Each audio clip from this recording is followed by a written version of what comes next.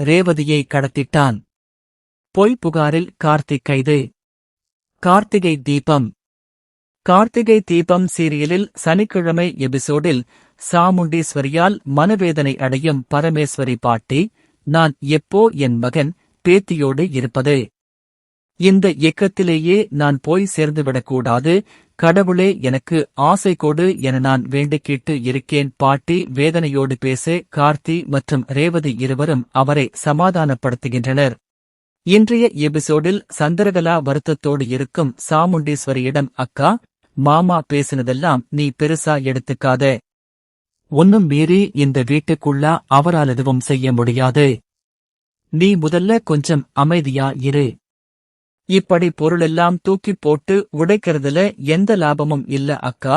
நீ கோபப்படுறத விட்டுட்டு அந்த கார்த்திக்கிட்டிருந்து எப்படி நம்ம பொண்ணை காப்பாற்றுறது என்பதை மட்டும் யோசி என்கிறாள். அப்போது சாமுண்டீஸ்வரி எதுவுமே பேசால் இருக்க, என்னக்கா, நான் பேசிக்கிட்டே இருக்கேன், நீ எதுவும் பேசாம அமைதியா இருக்கா என்கிறாள். உடனே சுதாரித்துக் கொண்ட சாமுண்டீஸ்வரி, நான் என்ன பண்ண, எதுவும் எனக்கு தெரியல.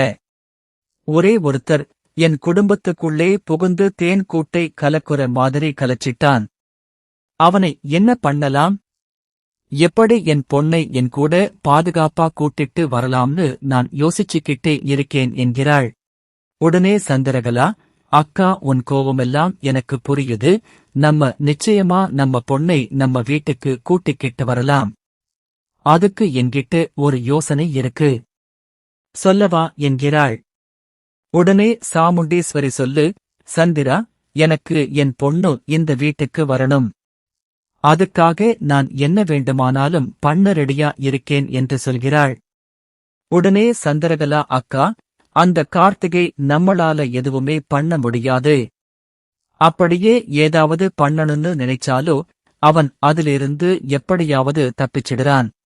அவன் தப்பிக்கவே முடியாத மாதிரி ஏதாவது ஒரு பெரிய விஷயத்தை செய்துதான் ரேவதியை இந்த வீட்டுக்கு அழைத்து வர முடியும் என ஒரு மாஸ்டர் பிளானை சொல்கிறாள். அவர்கள் இருவரும் போட்ட திட்டத்தின்படி ரேவதியை கார்த்திக் கடத்திவிட்டான் என புகார் கொடுக்க போலீசார் கார்த்திகை கைது செய்து சிறையில் அடைக்கின்றனர். இதையடுத்து கார்த்திகை தீபம் சீரியலில் என்ன நடக்கப் போகிறது என்பதை பார்க்கலாம்.